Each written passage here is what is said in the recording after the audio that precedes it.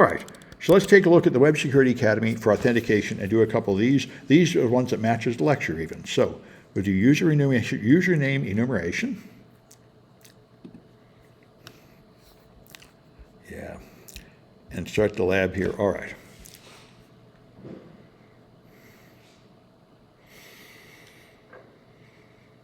All right, that'll take a while to launch the lab. Let's see, what we're going to do here, we have a list of candidate usernames and candidate passwords, which is 100 usernames and 100 passwords.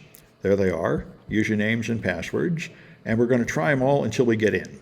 This is a real simple attack, obvious, easy to understand, and Burp makes it pretty easy. So we're going to enumerate a valid username, brute force the password, and so on. So first we're going to try to log in and submit an invalid name and password. So let's go to the page and my account and log in. Okay, I'm going to say test and test. And so before I do that, I'm going to clear the old junk out of the history.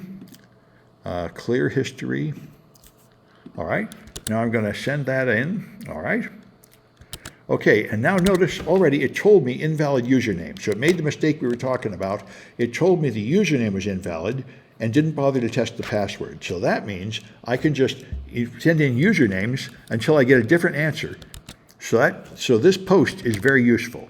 So we're going to do that, and the way we're going to do it is go to Burp Intruder and go to Positions. Okay, so what we do is we take this post, which is the login, and you can see down here, this is the thing that sent username and password up there. Should have been, this is the original request. There's the request, sending username as test, password as test.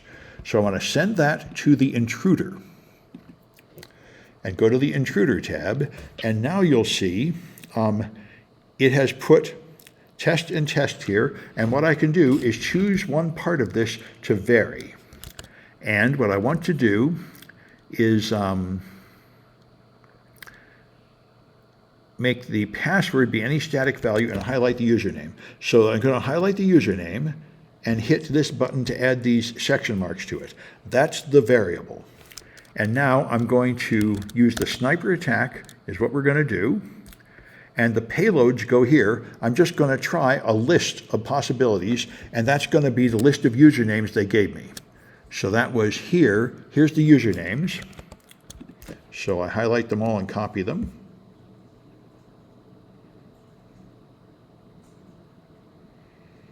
That's 100 usernames. Right-click, copy. I go into here, and I just paste them in. So there they are, and now I just start the attack. And it warns me that the attack will be a little bit slow in the free version, but it should pop up there. And here it is, trying all of them, and notice I'm getting status codes and responses and length. And the point is, these are wrong, and one of them is eventually going to be right. And see, it's up to 21 of 101. When one of them is different, that'll be the one that's right. Now, this is the response time, I think, that's varying, but the length and the status code will be different when I get in. And it should not take very long, at most a couple of minutes. It's already up to 31. So I think the status code will go from 200 to 302. The length will probably change too.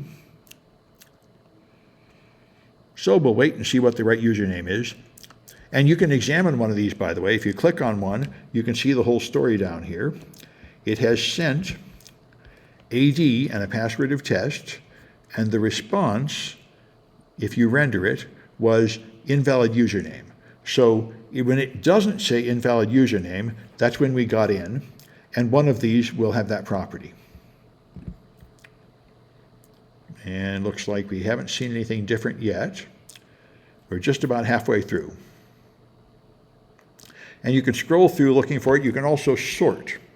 Sort by status code, sort by length. Yep, but doesn't do anything yet. Wait, it does. This one was different, 3250. AI was different, and if you look at the response, it was incorrect password, so now we found the username. AI is the right username because it quit saying invalid username. So we're done.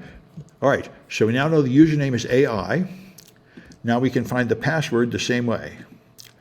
So we go to the intruder, and we go to the positions tab, and now instead of putting test in, I put in AI.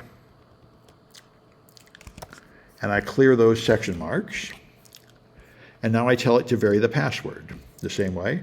So I put in the marks, and now I go get a list of possible passwords, which was here. Okay. Copy that, and now I just run the same attack. So I'm going to go to positions, sniper, payloads, clear, and paste in the new list, and start attack. Okay, and there it goes, running the attack. And one of these is going to have a different length or a different status code. And you see I'm up to 15, 16, 17, so it's not too long to do 100 of them.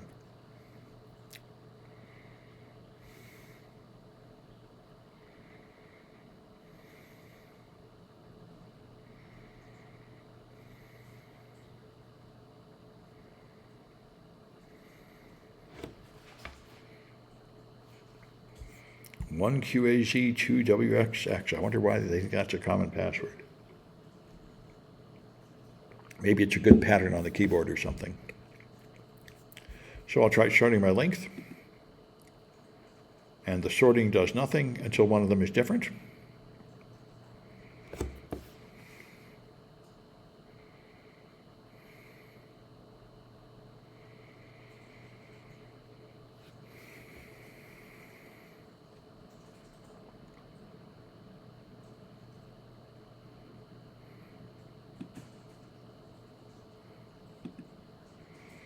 All right, we've made it halfway through.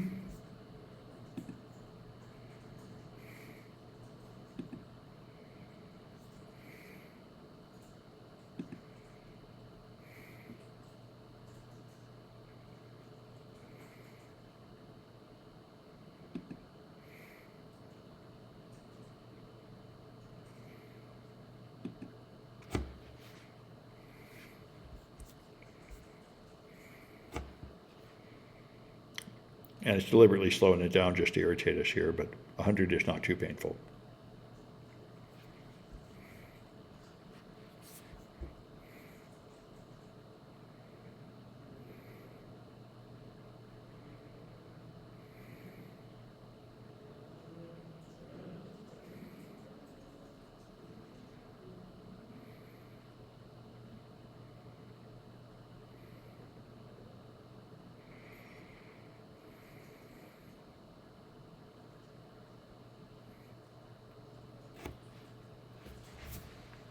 Up to 75 and still didn't find it. I'm going to try sorting my links to see if I missed something, but I didn't. Okay. Well, only 20 more to go.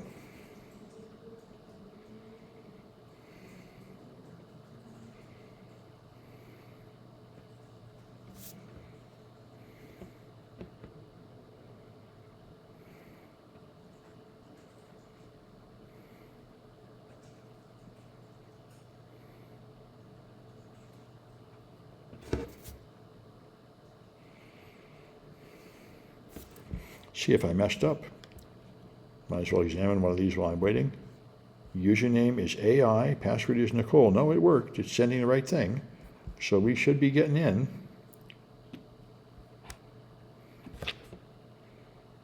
We're up to 91.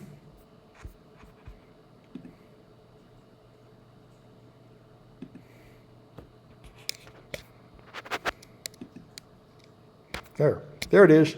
One is different. It's Taylor. It was the 92nd one. So it's AI and Taylor. You can tell there's a different status code and a different length.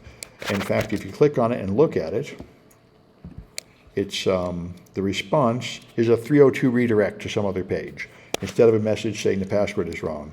So AI and Taylor is the login, and you should be able to do that. AI and Taylor. There, we got it. Okay. So anyway, that's what I wanted to show you. And there's other variations, but I think that's enough for today. That's good, fun stuff to do. So I'm going to stop that.